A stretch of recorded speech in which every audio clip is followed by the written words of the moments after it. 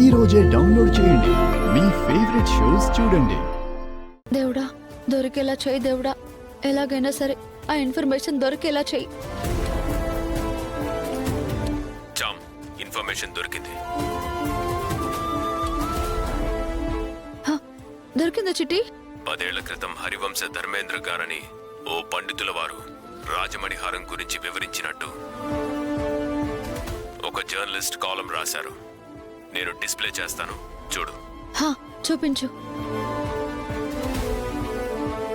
కొల్లాపురం సంస్థానానికి చెందిన రాజమణిహారం గురించి హరివంశ ధర్మేంద్ర శర్మ గారు ఏం చెప్పారు అంటే, ఎంతో బలమైన శక్తివంతమైన ఆ రాజవంశ మణిహారంతో నయం కాని గాయాలను సైతం నయం చేయొచ్చు అని ఘంటాపదంగా చెప్తున్నారు.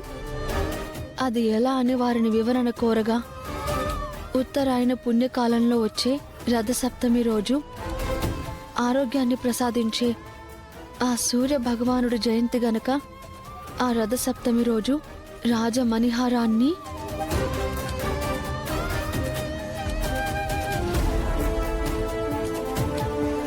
చిటి రాజమణిహారంతో సూర్య భగవానుడి పూజ ఎలా చేయాలో కూడా చాలా చక్కగా వివరించారు. ఫోటోలు తీసుకుంటానుండు. తీసుకొచ్చా.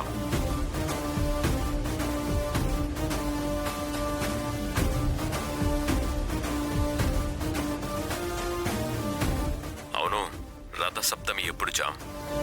రేపే రథసప్తమి చిట్టి. ఇంకేం, ఏమీ ఆలోచించకుండా నీకు తెలిసిపోయింది కాబట్టి చేసేచాం. అలాగే చిట్టి.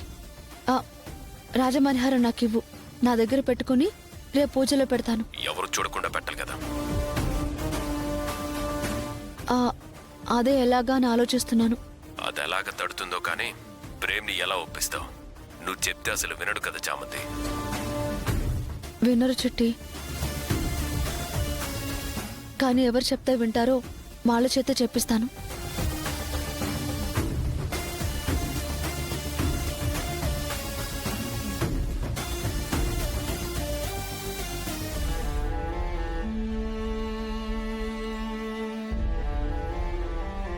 అత్తా,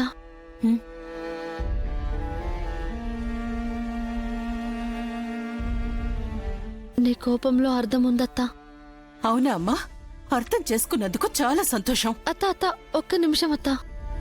నీతో ఒక విషయం చెప్పాలి. చెప్పు. ఏ కారణంగా ప్రేమ్ బాబుని వద్దనుకున్నావో చెప్పు, వింటాను. అత్తా, ఆ కారణాలన్నీ అప్పుడే చెప్పేశాను కదా. ఆ విషయం వదిలే అత్తా. అది వదిలేస్తే నువ్వు చెప్పింది వినాల్సిన అవసరం నాకే ఉందమ్మా. నీకు నీ జీవితమేగా ముఖ్యం. ప్రేమ్ బాబు ఎలా పోయినా నీకు అనవసరం కదా. కాదత్తా, ఆయన బాగుండాలని నేను వేడుకుంటాను. ఆయన కోలుకోవాలని నేను కోరుకుంటాను. నిప్పంటించిందే నువ్వు. ఆరిపోవాలని నువ్వే కోరుకుంటున్నావంటే నమ్ముతానా చామంతి? అది నా తలరాతత్తా. బాబు అలా అయిపోవాలని నేను చేస్తానా చెప్పు. మరి నువ్వు చేసిందేంటి చామంతి? నీ వల్ల కాదా? నీ మీదున్న కోపంతో కాదా?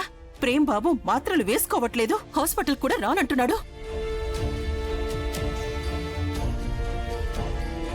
తన ప్రాణాల్ని కొంచెం కొంచెంగా తనే తీసుకుంటున్నాడు.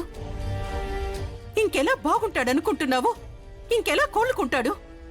వెళ్ళు చామంతి. అత్తా ప్లీజ్, నేను చెప్పేది వినత్తా. ఏం చెప్తావు? అదే అత్తా, ఈరోజు రథసప్తమి. సూర్య భగవానుడికి పూజ చేసి ప్రేమ్ బాబుని ఆ పూజలో కూర్చోబెడితే ఆ సూర్యకిరణాలు ప్రేమ్ బాబు మీద పడితే బాబు గాయం నయమైపోతుందత్తా. ఏంటి? సూర్యకిరణాలు పడితే గాయం నయమైపోతుందా? అంటే అది రాజమణిహారం గురించి అత్తకు చెప్పలేనుగా. ఇప్పుడు చెప్తే. చెప్పు చామంతి. ఎవరు చెప్పారు నీకు నయమైపోతుందని? అది గుళ్ళో పెద్ద పంతులు గారు చెప్పారత్తా. బాబు ఎలాగో హాస్పిటల్కి రాను, టాబ్లెట్స్ వేసుకోనని మొండికేస్తున్నారు కదా. ఈ ఒక్క ప్రయత్నం చేద్దామత్తా. ఫలితం వస్తే మంచిదే కదా. నీకు కూడా ప్రేమ్ బాబు కోలుకోవాలనే కదా ఉంటుంది.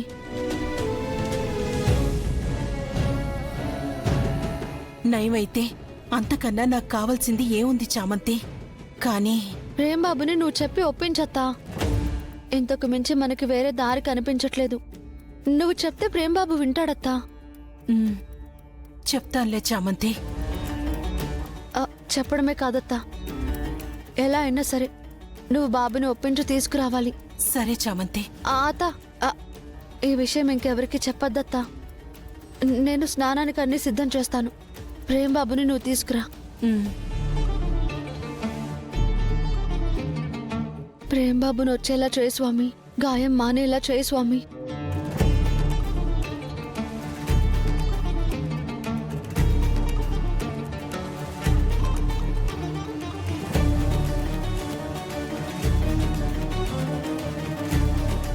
ఇప్పుడే లేచావా బాబు? పడుకుంటేనే కచ్చిందు. నొప్పిగా ఉందా బాబు? చేసుకున్నాక ఉంటుంది కచ్చిందు. బాబు, ఈరోజు రథసప్తమి. పండగ చేసుకునే మూడ్లో నేను లేను కచ్చిందు. నాకెందుకు చెప్తున్నావు? విను ప్రేమ్ బాబు, నీతో సూర్యభగవానుడికి ఇప్పుడు పూజ చేయిస్తే ఆ కిరణాలు నీ మీద పడుతున్నప్పుడు నీ గాయం తగ్గుతుందట బాబు. నువ్వు చెయ్యాలి. ఇది నీకెవరు చెప్పారు? ఎవరో చెప్పారులే బాబు. ఎవరో కాదు, ఇలాంటివన్నీ చెప్పేది ఆ చామంతే. అది నాకు తెలీదా? సరే, తనే చెప్పింది. ఇప్పుడేంటి? నీ ఆరోగ్యం బాగుండటం కోసమే కదా బాబు. ఊరుకో చందు. తను చెప్పింది నువ్వు చెప్తే మాత్రం వింటానని ఎలా అనుకుంటున్నావు? వినాలి ప్రేమ్ బాబు. నాకదంతా తెలీదు. నేనేం నిన్ను హాస్పిటల్కి రమ్మనడం లేదు, టాబ్లెట్స్ వేసుకోమనడం లేదు కదా. పూజలోనే కదా కూర్చోమంటున్నాను. నీ ఒట్టుని నేను ఒప్పుకున్నప్పుడు నా మాటని నువ్వు ఒప్పుకోవా? చందు, ఇప్పుడు వినకపోతే నా మీద ఒట్టే ప్రేమ్ బాబు.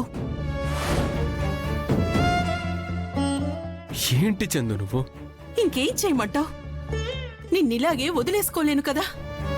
నా ప్రయత్నాలు చేసుకొని ఒట్టు వేసేసో ప్రేమ్ బాబు. ఇప్పుడు నేను చెప్పింది చేస్తావా లేదా?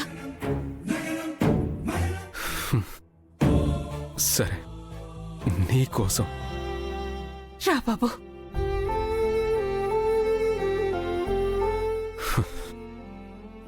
రా బాబు.